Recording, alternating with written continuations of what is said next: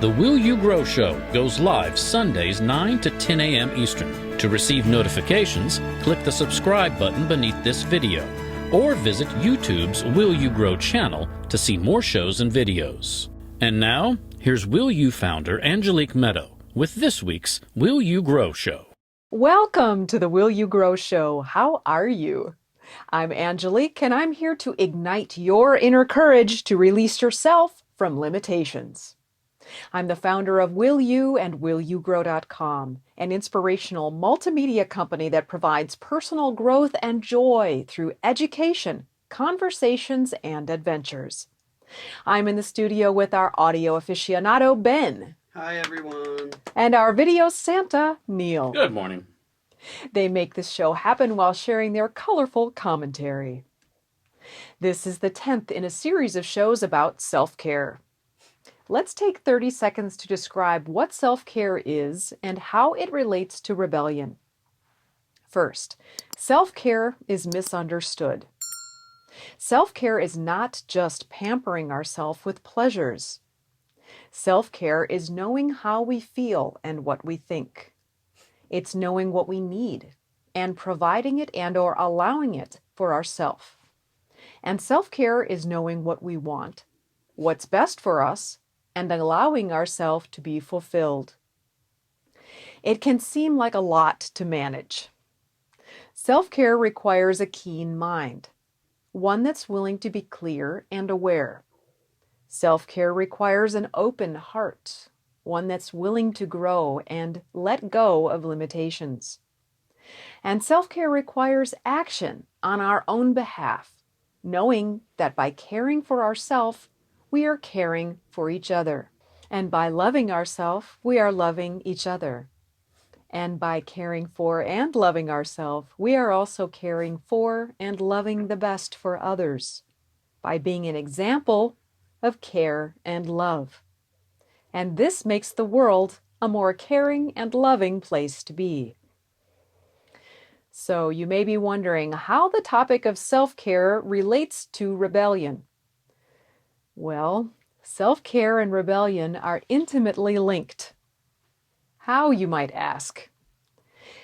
Have any of you watching ever made a promise to take better care of yourself and then you didn't? I have.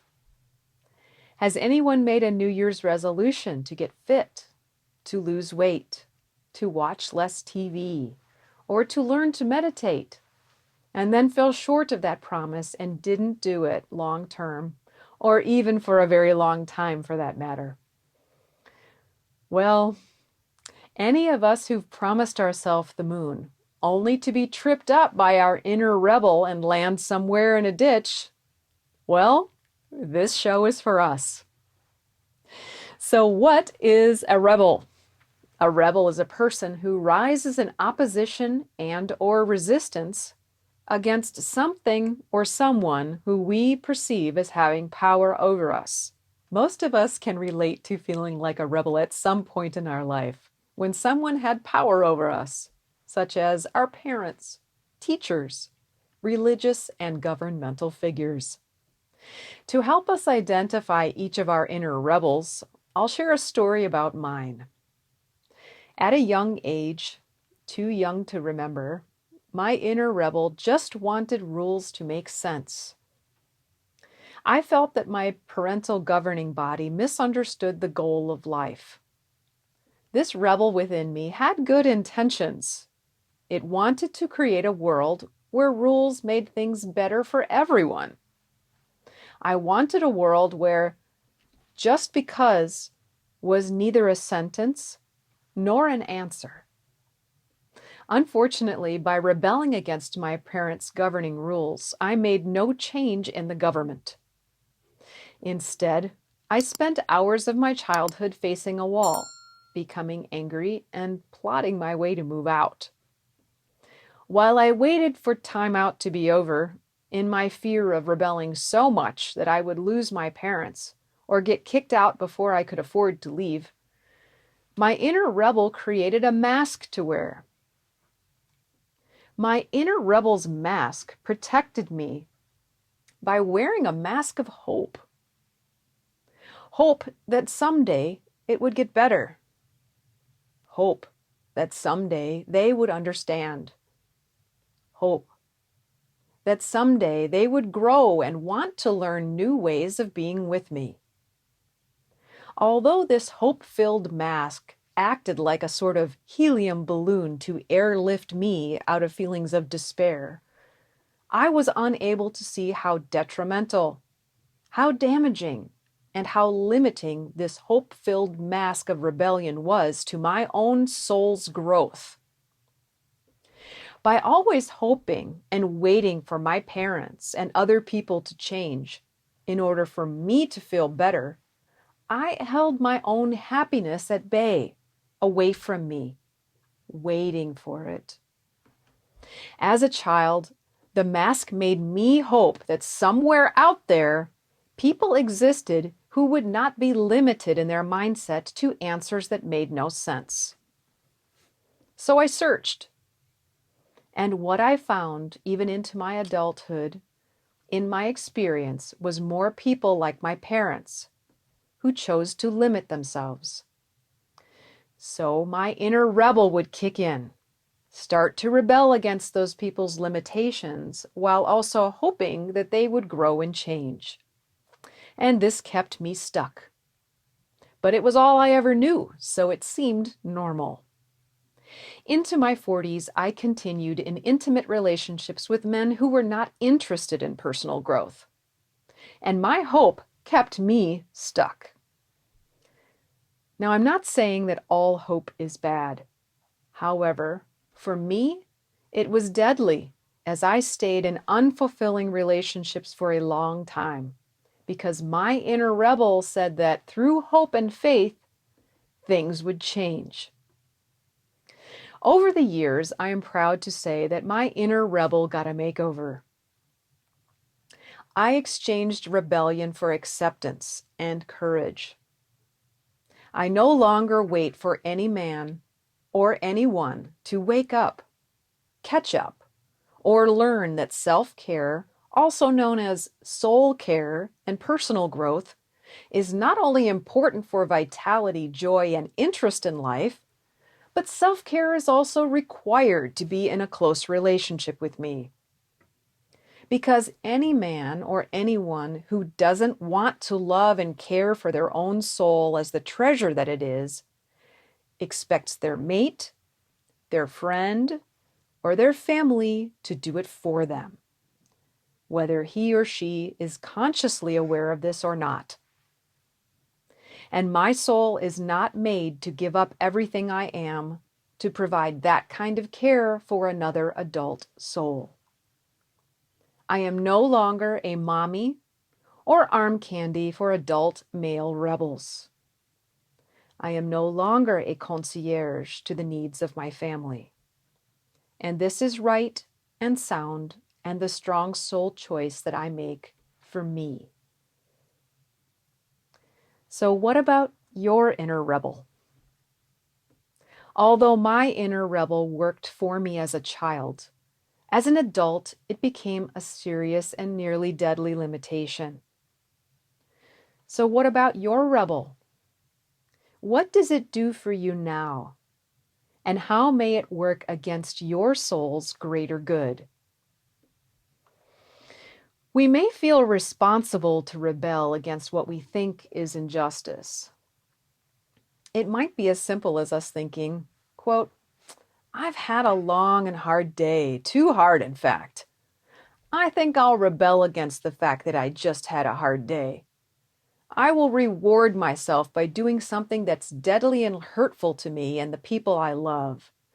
I will binge on sugars and fats, stress my body, overdrink, stare at a TV, get angry and violent. I will watch porn and have many partners because I need something that's for me. I need me time. I need to know that I'm okay." We may only do one or a small portion of any of those things, but each thing in and of itself can still be toxic and a poison. At some point, for me, I had to ask myself, what cause is this rebel in me fighting for? As a partner in my 30s once said to me, quote, "You're helping people who don't want to be helped," unquote. They just like the attention. Back then, my cause was hope for the unseen in others. Now, my hope and cause is the life force also known as God within myself. Sometimes rebellion goes bad. Rebellion goes bad when it gives us a quick fix but no real gain. It goes bad when we can see the limitation in others, but we can't see the limitation in our own mask, or even see that we're wearing one. Rebels can serve a short-term cause. Rebellion can give us a short-term gain in that it can help us survive a horrible situation, especially if we're a child. But as an adult, for example, we can drink ourselves into a numb stupor so that we don't have to feel the pain of our own criticism, of our own judgment of ourselves for not being good enough in some way. However, rebels often fight the love that they seek. When we argue with a spouse with whom we seek love, how much love do we get from that interaction? And another example, when we eat a box of donuts in the unconscious hope of feeling full of sweet love, even for a moment, how much love do we actually feel? Or when we overwork ourselves into sickness, longing for the safety and security that only love can provide, how much love do we experience in that? After getting to know, accepting, and loving my inner rebel and whole soul, and after many years as a spiritual advisor, I have seen that the answer to the question, quote, "How much love do we receive from those choices made by our inner rebel," unquote, the answer is none. The inner rebel always gets the short end of the stick, always gets left out, always feels bad. And this in turn feeds the rebel's need to continue making the same rebellious choices. So where do we go from here? I'm not saying to hell with the rebel. It's already been through enough hell on its own.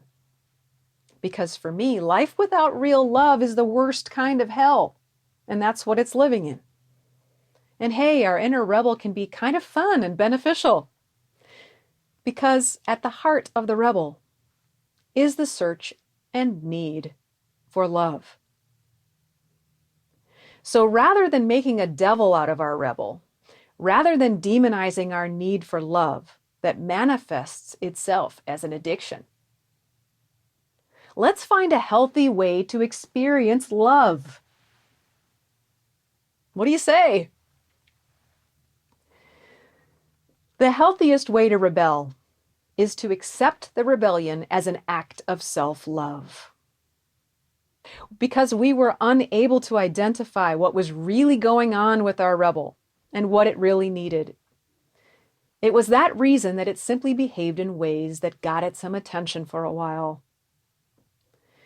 But now, if we're open to it, when we know better, we can accept that our rebellion is a way for us to try to feel loved. And when we see that the ways that we have been using, like food and drugs, actually kill us, we can accept that there are better ways that we can love ourselves, and for a longer period of time. So what can we do to morph our rebel without love, into a rebel for love? We'll share those sweet little secrets in 60 seconds. If you wish you had notes for today's show topic, your wish is granted. You can receive free weekly articles emailed to you every Sunday that match the show topic.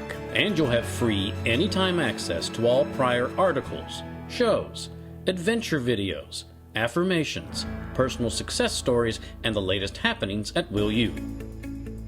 Here's what to do. Just click Show More in the description box. Then click the link for free weekly inspiration show notes. Type in your email address, hit enter, and you're set.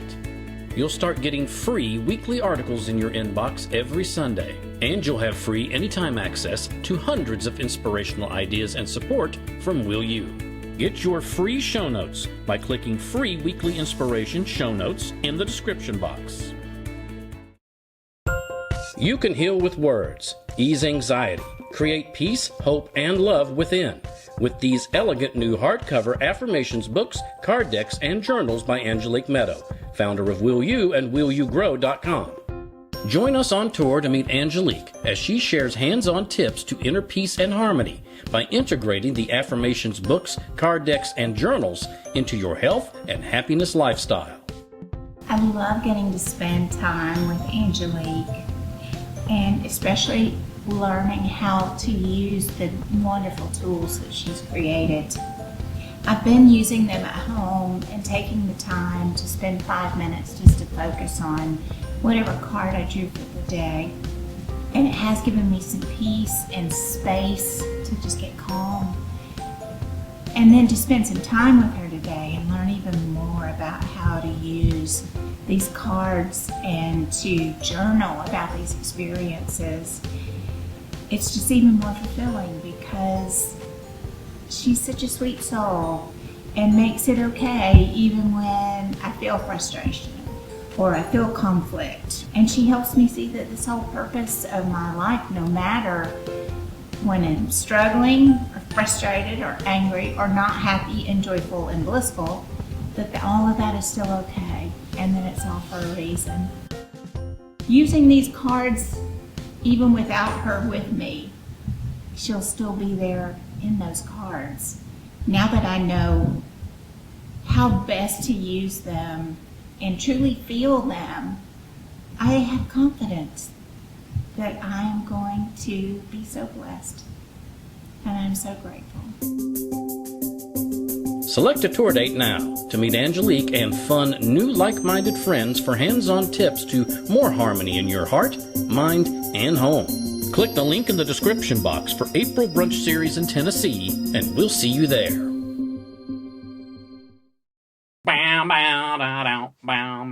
Ben. Rebel. Sorry. Nice. Welcome God back. bless the memory of David Bowie. Yes. God bless the memory of David Bowie. Wish he was here with us. Maybe he is.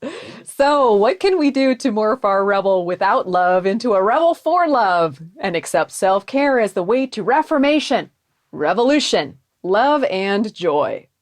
Here are 7 steps that we can take. We can do one, we can do all as we are ready. No need to push the inner rebel too far, but just enough. Number 1, say right on, little rebel. You ready? On 3. 1, 2, 3. Right on, little rebel. That's right. And say it with a southern accent. For me, this means I accept the rebel as myself. As an adult, it does me no good to hide behind a mask of hope or wish for things to be different. Instead, I can accept when people do not want to grow and change my direction. Number 2, say, I accept my rebel as myself. On 3. 1, 2, 3. I accept my rebel as myself. Yes. The rebel is not a demon or a devil. It is simply a part of me that has needed real love for a very long time. Number 3, say, I notice and accept when I feel resistance. On 3. 1, 2, 3. I notice and accept when I feel resistance. Yes, because it felt resistance for so long that you could believe that feeling resistant was normal. For me, I needed to begin to recognize that resistance is the language of rebellion. It's a feeling inside my body. Now, when I notice the feeling of irritation, pressure, or heat in my body that is common for me when I experience resistance, I remind myself to accept the resistance, that I accept resistance rather than pushing against it. And then, ironically, through acceptance, the resistance will pass and transformation occurs. Number 4, say, I accept that I need love. On 3. 1, 2, 3. I accept that I need love. Yes, for me, this was a big step because I didn't want to admit that I needed anything, not even from myself. And number 5, say, I learn what makes me feel loved. On 3. 1, 2, 3. I learn what makes me feel loved. Nice. Really loved. Not the whipped cream dreams kind of stuff. Whipped cream is lovely, but what really makes me feel loved is connection. And I experience connection in ways like being with life and meditation, being in nature, being in heartfelt conversation, expressing my feelings through movement in my body, experiencing a great theatrical performance, and many other ways. So you can learn what makes you feel loved. Number 6, ask. Ask yourself the important question. What makes me feel loved? We'll say that together on 3. 1, 2, 3. What makes me feel loved? Nice. I find writing these things down to be extremely helpful, and I recommend any journal or one of the lovely journals that we've made and are available in the description box. Write down your list. What makes you feel loved? And finally, number 7, say, I plan to do what makes me feel loved every day. On 3. 1, 2, 3. I plan to do what makes me feel loved every day. Awesome. For me, this was so important because it required me to take action on my own behalf. In the beginning, it was easier for me to learn about what made me feel loved than to actually allow myself to plan and do those things. I recommend starting small and then taking bigger steps. An example for me was having been a workaholic. I didn't even take time for myself to get out and exercise or be outdoors as much as was good for me or healthy. I always used work as a reason why I couldn't. So for me, I chose to prioritize that. And what that meant is making time for breaks. And I literally had to put it into my phone and schedule it, because if I didn't sign up for it for myself and expect it of myself, I wouldn't do it. There was always something more to do. So now, having done this for years, I see the benefit. So much so that I would never going back to the way that it was. Because the stress that I experienced back then, not only during my work, but after work, and also feeling like it would never get better, is not something that I'd be willing to go back to. This way is so much more healthy and peaceful and nourishing for me during work and when I'm not working. So if we feel unworthy to receive self-care and love, we can remember and repeat our 3 affirmations from the last 9 weeks. Those 3 affirmations are, we'll say them together. First affirmation is I do matter on 3. 1, 2, 3. I do matter. And the second affirmation is I am worth knowing on 3. 1, 2, 3. I am worth knowing. And the third affirmation is I am important, reminding yourself to check into your heart. On 3, 1, 2, 3. I am important. Rather than fighting, fleeing, stuffing, or drowning ourselves to fill the void of not experiencing love, we can create a safe inner place to grow, know, and learn. By doing so, we neither look to others nor lean on them to teach us. This allows us to learn from within, rather than looking to others to tell us what's true or rebelling against others for telling us what to do. This allows us to simply share life and love with others, rather than fighting because we need something from them. When we provide ourselves with self-care, we allow and give ourselves the love and care that we seek. So I ask, will you? I encourage you to know and accept your inner rebel, to allow you to experience greater love. No one can do this for you. And by doing so, you'll always know that somebody cares, and that somebody is you. All right, you each have your own inner rebel. Tell us a little bit about it and what you might take from this show and apply to your life. I think a really common example of this that's maybe less extreme than what we talked about earlier is fighting the urge to go to sleep. And, your body needs sleep. And I understand, you think, oh, I spent my day working for others or, doing stuff that I had to do, not what I wanted to do. So now I'm going to take this time, and be on my phone or play video games or watch that movie or watch a show and get caught up or something. And maybe those things could be self-care if they weren't borrowing from your sleep that you need to be alive.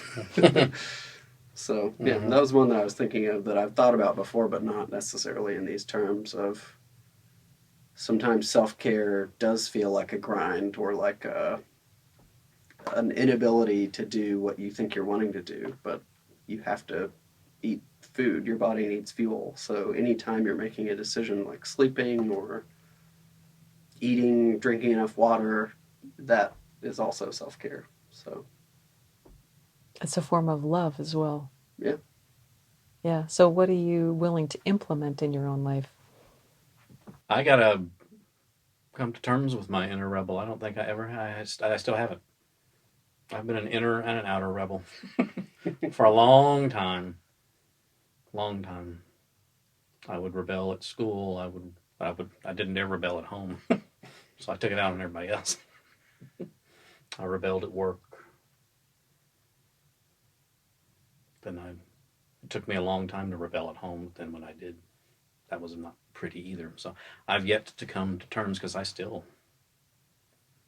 fight a battle with myself, I guess. It's not as big as it was when I was young. But I still haven't come to terms with it. So I've got to look at all 7 of those. Start, like you said, start small. And then do whatever I need to do with the 7 tips that we all said aloud together. I think sort of on that subject of the self-care, sleeping better, my sleep is fine. I think something that we may have dipped our toes into a few episodes ago is just dietary. Me wanting to eat out less and cook food, which takes time away from other stuff that I'm wanting to do. So it's that self-care in the sense that I know if I'm cooking something, all the ingredients that went in it and how much, and being able to save some money and just eat better. And I think that's self-care. Yeah. So yeah, like this week, I guess that could be a goal of mine, is to maybe limit my eating out. I don't want to say how many meals I'll cook, but maybe a maximum eating out. What is reasonable? 3 times a week, 4 times a week. Eating out? Yeah. And including like fast food and stuff. Oh. It's whatever you're... Let's go with 5 times a week as a hard cap at the top. How many times would you say you eat out a week now? I don't know. It's probably a lot. Probably get Chick-fil-A at least once a week. As an example. This is what I'm... Yeah. What about I track it? And then then we'll Or go back. I'll know where my baseline is. Apply one of the 7 tips to that. And see what you can. Yeah. This is great because you're starting to think about it, and just awareness of it helps. Yeah, when I threw that out there, it's like, because we've learned from you, you want to say a quantifiable, not, oh, well, I'm going to eat out less. So I'm trying to think of a number, but then I think, oh, well, I don't know enough about what I'm even eating to really even gauge what would be a decent reduction, a 20% reduction. 30% Well, there's reduction.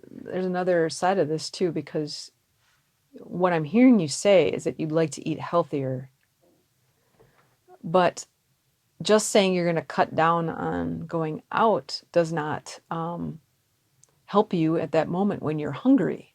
Mm-hmm. So to say you want to eat healthier actually means you have to back up a little farther.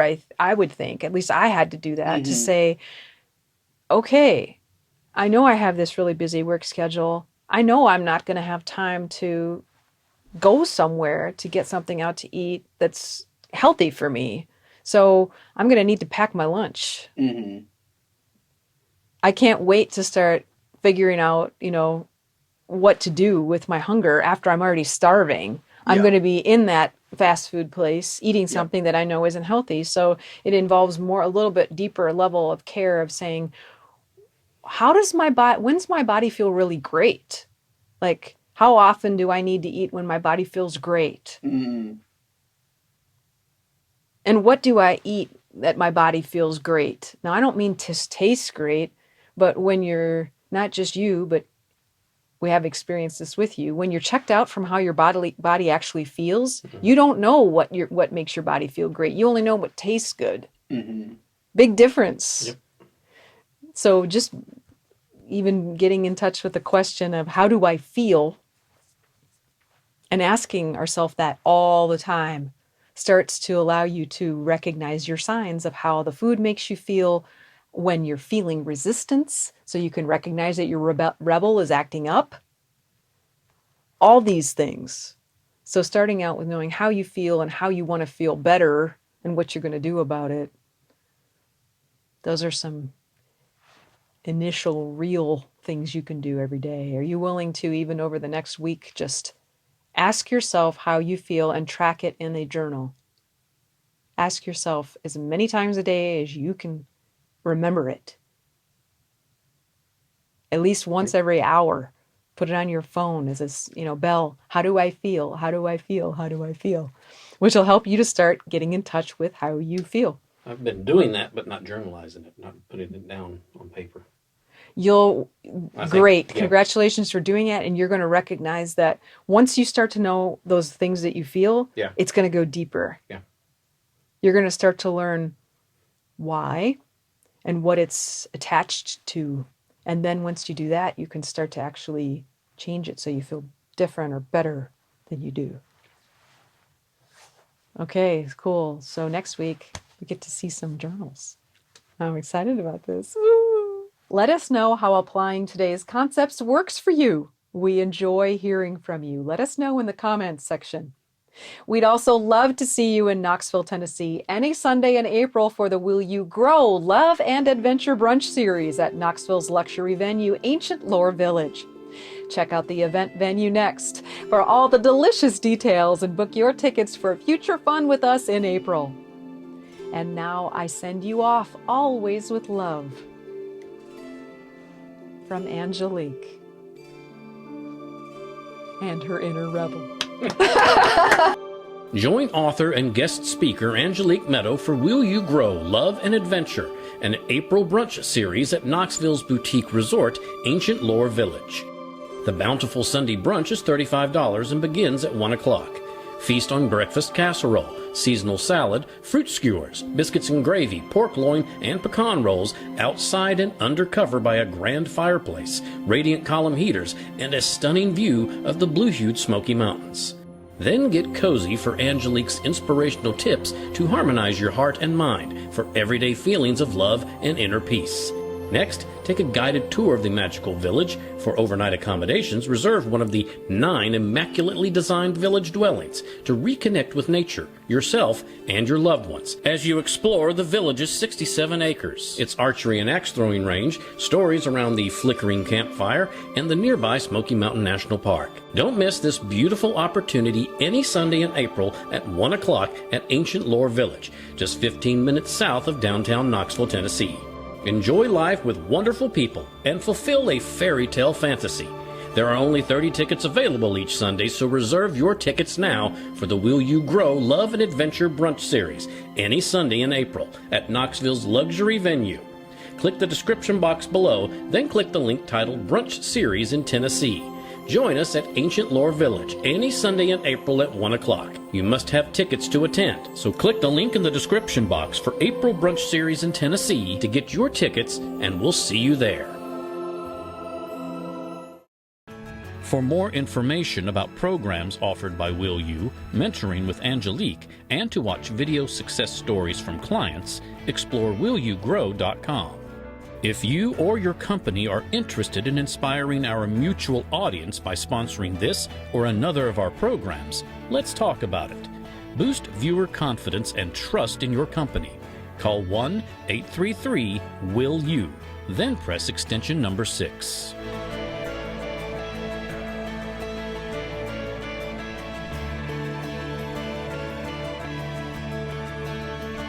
Make sure to click the subscribe button to get reminders before upcoming shows.